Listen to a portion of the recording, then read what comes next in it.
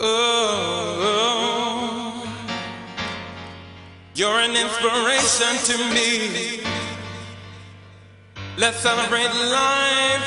Life has just begun for me. You're an inspiration. DJ name, DJ Q, QU. For those that don't know, dancer name, just Q.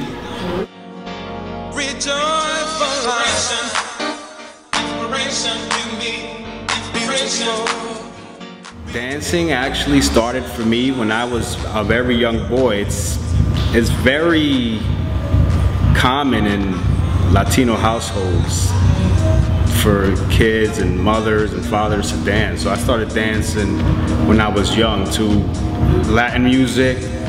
I grew up in the States, so I got put on to hip hop and house and disco and funk and everything. So dance is just part of everyday life. So I would say I started dancing since I was 5, 6 years old.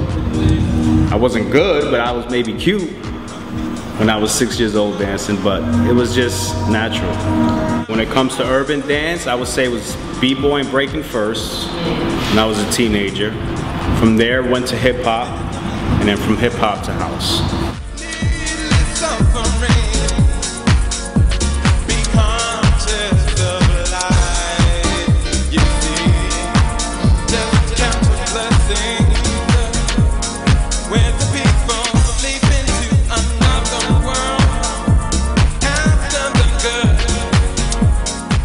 I must have stopped dancing when I was maybe like 2001, 2002, around there. I stopped. I'll always get down, but I no longer have the spirit to compete anymore. And dancing in the clubs, that's what it was. It was always a competitive spirit. So that kind of died out for me. But dance is always, you know, I'll always groove, so. Dancing now, it's all about grooving. So I would say most important for me right now is that I'm feeling the music. And then my body will naturally move.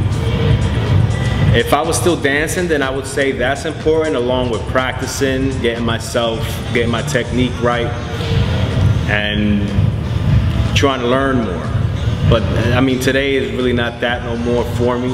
It's just more about grooving, but the music is everything. That's the most important thing, because that's probably the only thing that won't change from me dancing whenever I do go out and dance, and me dancing on a regular basis trying to get skillful at it. So the music is the number one key.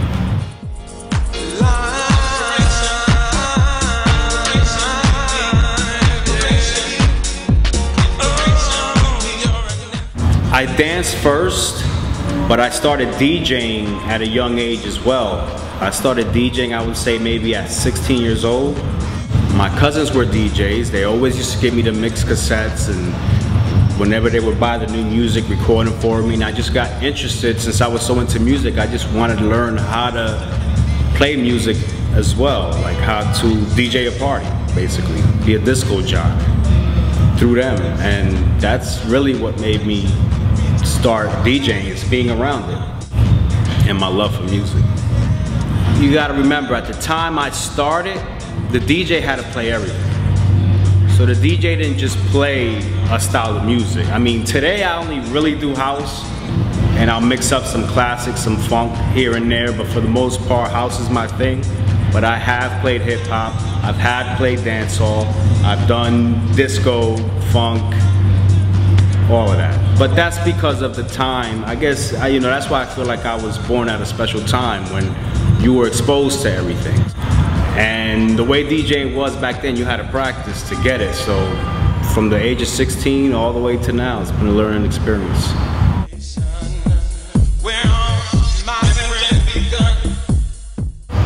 From the dancer's perspective, when it comes to selecting music and DJing music, or like when I'm DJing, at times I'll get aggressive, or I'll play a little hard or fast, and that comes from my dancer's edge, you know.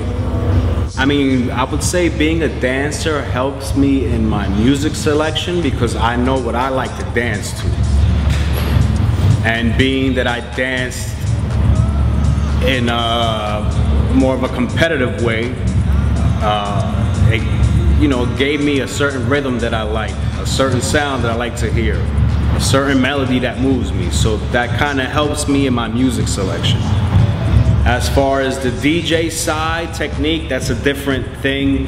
I wouldn't say the dance helps that. If it does, it's in an indirect way where I'm not noticing, but the dancing kind of helps me with my music selection, what I like to hear, what I think will move a dance floor. If it moves me, I will consider it, or I'll try it on the dance floor because it makes me want to dance.